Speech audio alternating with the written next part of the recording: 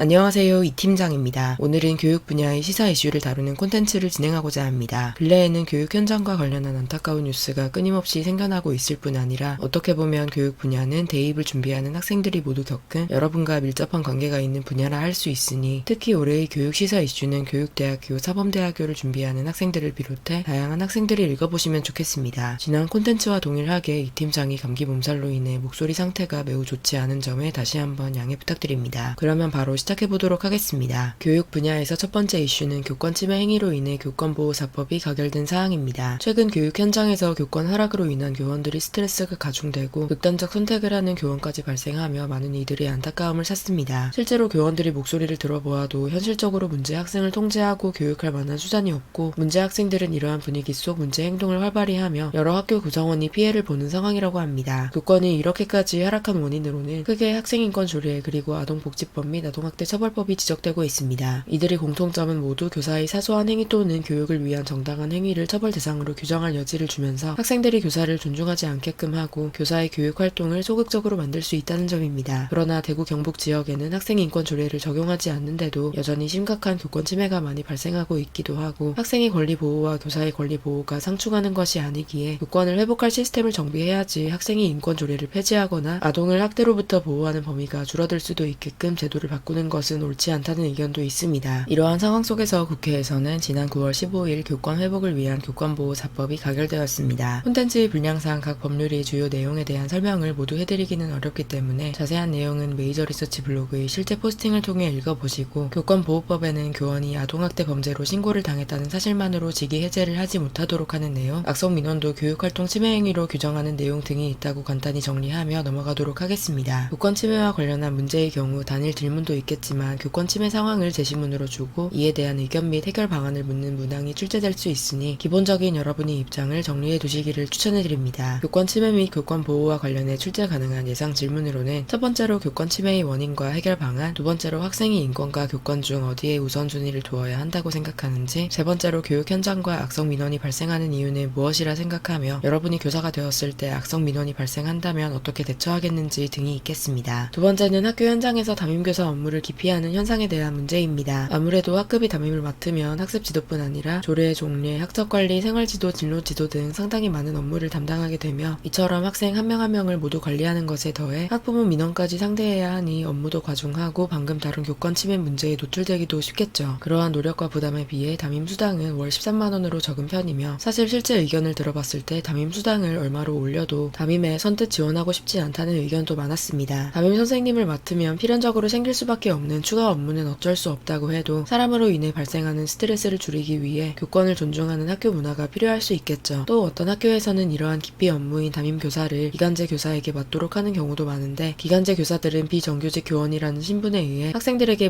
무시당한다거나 교권 침해가 발생해도 적극적으로 구제 요청을 하기 현실적으로 어렵다는 등의 또 다른 문제가 발생하고 있습니다. 따라서 이러한 기간제 교사들이 노동권을 보호하기 위한 방안에 대해서도 깊은 고민이 필요한 상황이라 정리할 수 있겠습니다. 담임 교사 기피 현상과 관련해 면접 질문이 출제된다면 학생 여러분이 담임 업무에 대해서 깊이 생각할 기회는 사실상 없었을 것이기 때문에 단일 질문으로 담임 교사와 관련한 문제를 직접적으로 묻기보다는 담임 교사가 겪을 수 있는 딜레마 상황을 제시문으로 주는 형태가 아닐까 싶습니다. 담임 선생님이 업무 부담으로 인해 담임 직책이 밀리다 경력이 부족한 교사나 초임 교사가 담임 업무에 투입되게 되는 상황이나 앞서 다룬 주제인 교권 침해 문제나 학급 갈등 조율, 학생 및 학부모님들과의 갈등에 대해 초, 중, 고등학교를 담임 선생님 및 여러 교과 선생님과 보냈던 여러분의 경험에 비추어 보아 생각해 보시기를 바랍니다. 세 번째는 글로컬 대학 30사업입니다. 글로컬 대학 30사업은 수험생들이 수도권 소재 대학 선호 심화로 인해 발생하는 지방대학의 위기를 타파하기 위해 교육부가 과감한 혁신을 추진하는 지역 대학에 전략적으로 지원 및 투자를 하는 사업입니다. 2023년 올해 10개 대학을 선정하는 것에서 시작해 매년 5개 내외의 학교를 선정하여 2027년까지 30개 정도로 글로컬 대학을 확대하려는 목표를 가지고 있으며 2023년 선정된 학교는 5년간 총 약 1,000억 원 정도의 지원금을 받게 됩니다. 지난 6월 교육부에서는 글로컬 대학 예비 지정 결과를 발표하며 총 108개교가 제출한 94개의 혁신기획서 중 15개의 혁신기획서를 선정하였습니다. 각 대학이 혁신 방향성에 대해서는 이 팀장이 표를 통해 정리해두기도 했고 교육부에서 배포한 파일을 메이저 리서치 블로그 포스팅에 직접 첨부해두기도 하였으니 이를 한번 읽어보시기 바랍니다. 단일 대학이 단독으로 개혁을 단행하는 단독 유형은 크게 이슈가 없지만 두 대학이 통합되는 공동 유형의 경우 여러 불협화음이 발생하고 있습니다. 대표적으로 충북대학교와 한국교통대학교의 대학교의 경우 교명 사용부터 시작해 입결 차이, 각 캠퍼스 간 교통 지원, 기존 캠퍼스의 이동, 교원 조정 등과 관련하여 각 학교의 교원, 교직원, 학생들의 의견이 분분하여 갈등이 깊어지고 있습니다. 사실 두 학교를 예시로 들어 설명한 것일 뿐 이는 모든 대학의 통합 논의에서 빠질 수 없는 문제라 할 수 있습니다. 부산대학교와 부산교육대학교의 경우 인원이 훨씬 적은 부산교육대학교가 초등교원 양성기관이라는 정체성을 잃고 부산대학교의 단과대학으로 전락하는 것이 아니냐는 걱정에 의해 부산교육대학교 학생들이 우려 및 반발을 표하고 있기도 하고요. 일단 예비 지정에 선정된 대학들은 10월 6일까지 실행 계획서를 제출해야 하며 글로컬 대학 본 지정 평가를 통해 10월 말 최종 글로컬 대학 10개교가 선정됩니다. 충남대학교와 한밭대학교가 통합되는지 여부를 두고 한창 시끄러웠던 적이 있지만 충남대 한밭대는 이번 글로컬 대학 예비 지정에 포함되지 않았던 만큼 논란이 생긴 해당 대학들이 실제로 2023년 글로컬 대학 사업에 선정될 수 있을지는 미지수인 상태이므로 우선은 상황이 어떻게 흘러갈지 예의주시할 필요가 있겠습니다. 글로컬 대학 34업과 관련해 출제 가능한 예상 질문으로는 첫 번째로 정부에서 지방을 살리기 위해 기울이는 노력에는 어떤 것들이 있는지, 두 번째로 최근 학생들이 수도권 대학을 선호하는 이유는 무엇이라고 생각하는지, 세 번째로 지방대학을 살리기 위한 방안에는 어떤 것들이 있을지 등이 있겠습니다. 그러면 오늘의 교육 분야 이슈는 여기에서 마무리하도록 하고 오늘의 콘텐츠가 2024학년도 면접을 준비하시는 학생 여러분께 많은 도움이 되시기를 바랍니다. 감사합니다.